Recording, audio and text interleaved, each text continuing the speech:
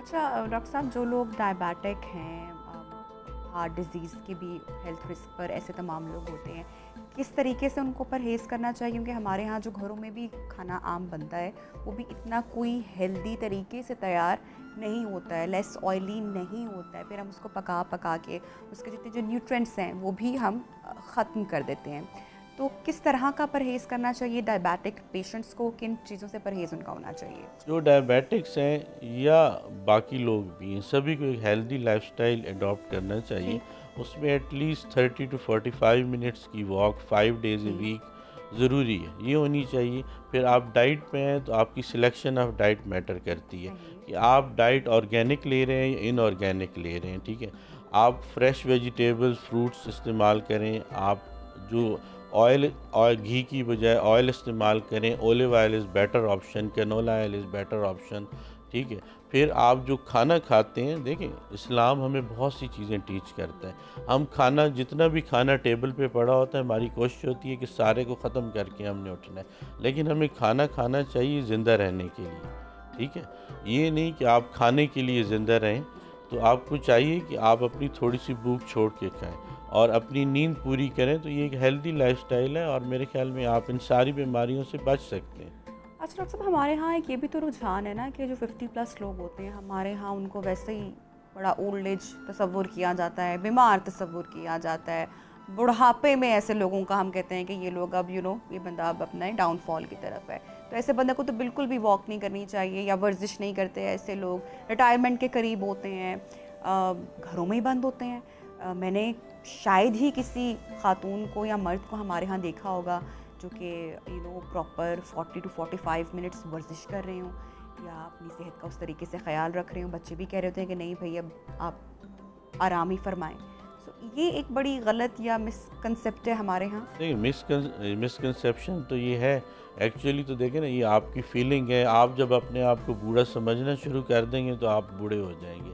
अगर आप देखें, बहुत सी एग्जांपल्स हैं आपके मुल्क क्यों में डॉक्टर ज़ुबान, हम कि ये भी समझा रहे हैं कि अब हमारी भी हड्डियों में कहाँ जान रही है, अब वॉक कहाँ होती है, या अब कहाँ जो है वो ब्रिस्क वॉक या वर्जिश अब हम इस उम्र में कहाँ करें।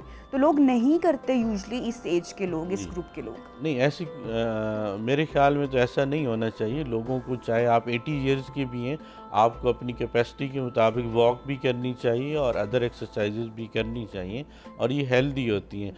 आप अगर देखें, आपकी मर्ज़ी होती है कि आप कौन-सा लाइफ़स्टाइल, आप बिल्कुल। इवन कि यंग हैं, आप 20 इयर्स के हैं, आप अगर एक सेडेंटरी लाइफ़स्टाइल पे चले जाते हैं, तो आप एक्सरसाइज़ करने जाएँगे। और मैं आपको एक बात बता दूँ, आप डायबिटीज़ की बात करें, पहले होता था कि टाइप 2 डायबिटीज़ 40 प्लस में आती थी। ठीक है। अब तो 20 इयर्स के बच्चे, ये 2 दिन पहले की बात है। तो मेरा जो लास्ट क्लिनिक था फ्राइडे वाले दिन, मेरे पास एक छोटी बच्ची आई, 14 साल की वो बच्ची, and she was the pre diabetic. 14 साल की बच्ची, और उसका वेट आप देखें 101 केजी वेट था। ओह! अब आप देखें क्या हो सकता है। उसके पेरेंट्स परेशान, देखें कि क्या हो गया है, हमारी बच्ची को प्री डायबिटीज़ हो गई 14 साल की उम्र मतलब में। ये भी मैंने लेकिन मैं आपको एक गुड न्यूज़ भी दूँ इसके साथ, दिस इज़ रिवर्सिबल। रिवर्सिबल में कोई रॉकेट साइंस नहीं है, बड़ा सिंपल सॉल्यूशन है। उसी 101 केजी की बच्ची का आप एक नॉर्मल बीएमआई कर दें, उसका नॉर्मल, उसकी हाइट के मुताबिक उसकी वेट कर दें। अगर वही बच्ची कुछ 65-70 केजी की हो जाती है, तो वो सारी उम्र, अगले 40, 50, 60 ईयर्स, वो डायबिटीज़ जैसे मर्ज़ से बच सकती है। अच्छा, यहीं पे मैं बात को थोड़ा-सा कंटिन्यू भी करना चाहूँगी कि ये जब पेरेंट्स आते हैं, और आई एम श्योर कि बड़ी कंसर्न की बात है उन तमाम वालिदैन के लिए जिनके बच्चे ओवरवेट हो जाते हैं या ओबेसिटी का शिकार हो जाते हैं। लेकिन ये पहले क्यों सो रहे होते हैं जब वो बच्चे उस प्रोसेस से गुज़र रहे होते हैं? टाइम लगता है जी, आपको इतना बिल्कुल। वेट गेन करने में। तो हमें बच्चा बचपन में बड़ा क्यूट लग रहा होता है, बड़ा प्यारा लग रहा होता है, जब वो खुद से खा रहा होता है तो हम उसको बड़ी दाद दे रहे होते हैं। लेकिन वो किस तरीके से ओवरवेट का शिकार हो रहा है, तो तब पेरेंट्स अगर कंट्रोल कर लें तो वो बड़ी परेशानी का बाइस इन फ्यूचर जाके ये बात ना बने। देखिए, ये ह्यूमन नेचर है कि हम अपनी ज़िंदगी में आसानियाँ ढूँढते हैं। जब आप आसानियाँ ढूँढते हैं कि यार बच्चा रो रहा है, ठीक है, तो आप उसको मोबाइल पकड़ा देते हैं, कार्टून लगा दिए, मोबाइल पकड़ा दिए, टीवी पे कार्टून लगा दिए, ठीक है ना। वो सारा दिन कार्टून्स देखता है, वीडियो गेम्स खेलता है, स्पोर्ट्स एक्टिविटीज़ हैं नहीं, ठीक है, और अपॉर्चुनिटीज़ भी नहीं है। देखें, प्ले ग्राउंड्स की कमी है। ये गवर्नमेंट लेवल पे भी चाहिए और वैसे भी सिविल सोसाइटी को भी चाहिए कि प्ले ग्राउंड्स होने चाहिए, स्पोर्ट्स क्लब्स होने चाहिए, उनके नंबर इंक्रीज़ करने चाहिए। और ये चीज़ें पेरेंट्स को भी, स्कूल में स्कूल टीचर्स को भी और गवर्नमेंट को एज ए गवर्नमेंट ये चीज़ों को इनक्रेज करना चाहिए कि फ़िज़िकल एक्टिविटी की तरफ आएँ। आप बाहर के मुल्कों में, हम जब यूरोप में या इन मुल्कों में जाते हैं, आप देखें वहाँ पे आपको साइकिल बहुत ज़्यादा नज़र आती है। ये पिछले दिनों पेट्रोल की कीमतें इंक्रीज़ हुई हैं, ठीक है, पेट्रोल की कीमत इंक्रीज़ होने से महंगाई बढ़ी और चीज़ें ज़रूर हुई हैं, लेकिन उसमें हर चीज़ में अल्लाह ताला ने एक को प्लस पॉइंट भी रखा होता है। ट्रू। पेट्रोल महंगा होगा, आप गाड़ी कम चलाएंगे, यार बड़े लोगों ने साइकिल ले ली। और मतलब मुझे ये चीज़ एक अच्छी लगी कि यार साइकिल ले ली, एटलीस्ट उनकी हेल्थ पे तो अच्छा असर पड़ेगा। तो ये आप पे डिपेंड करता है, सिविल सोसाइटी पे डिपेंड करता है, स्कूल्स टीचर्स पे डिपेंड करता है कि हमें एक कैंपेन करनी चाहिए, अवेयरनेस कैंपेन करनी चाहिए कि लोग फिज़िकल एक्टिविटीज़ की तरफ वापस आएं। ठीक है, अशरफ साहब मुझे ये बताएगा, हम शुगर की बात कर रहे हैं, डायबिटिक पेशेंट्स की बात कर रहे हैं कि ये और कौन कौन से ऑर्गन्स को डैमेज करती है, इन्वॉल्व करती है, और गुजरते वक्त के साथ साथ कौन कौन सी पेचीदगियाँ हैं जो कि बढ़ती चली जाती हैं। देखिए, डायबिटीज़ तो सर से लेके पाँव तक जितने भी आपके बॉडी पार्ट्स हैं सभी को इफ़ेक्ट करती है।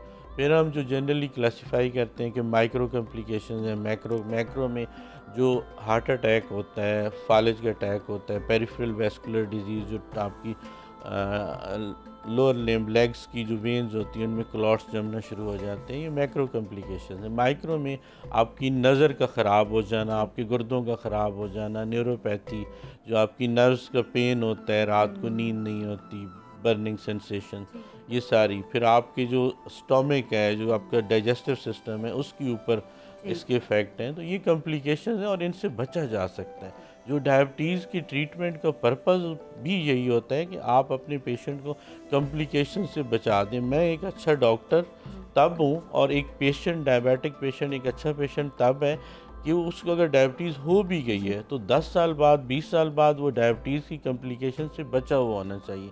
फिर हम दोनों अच्छे हैं। अगर ये चीज़ हम टारगेट अचीव नहीं करते तो फिर ना मैं अच्छा डॉक्टर हूँ और ना वो अच्छा पेशेंट है। बहुत बहुत शुक्रिया, डॉक्टर रिजवान नियाज़ी हमारे साथ इन कॉन्वर्सेशन थे। और डायबिटिक पेशेंट्स का होना या उनकी जो ख़राब लाइफस्टाइल है उसमें कौन कौन सी वो कोताही, कौन कौन सी गलतियां कर रहे होते हैं, अनफॉर्चुनेटली पाकिस्तान का नंबर्स इतने अलार्मिंग तौर पे जो इंक्रीज़ कर चुका है, इन तमाम बातों पर रोशनी डाल रहे थे। लाइफस्टाइल में कितनी मेजर तब्दीलियों की ज़रूरत है, ज़रूर सोचिएगा कि आप ऐसी कौन सी गलतियां कर रहे हैं जो कि आपके जिस्म में, आपकी सेहत में मज़ीद पेचीदगियाँ पैदा कर रही हैं। ब्रेक लेते हैं और ब्रेक के बाद बात करेंगे मेंटल हेल्थ के हवाले से। Stay with us.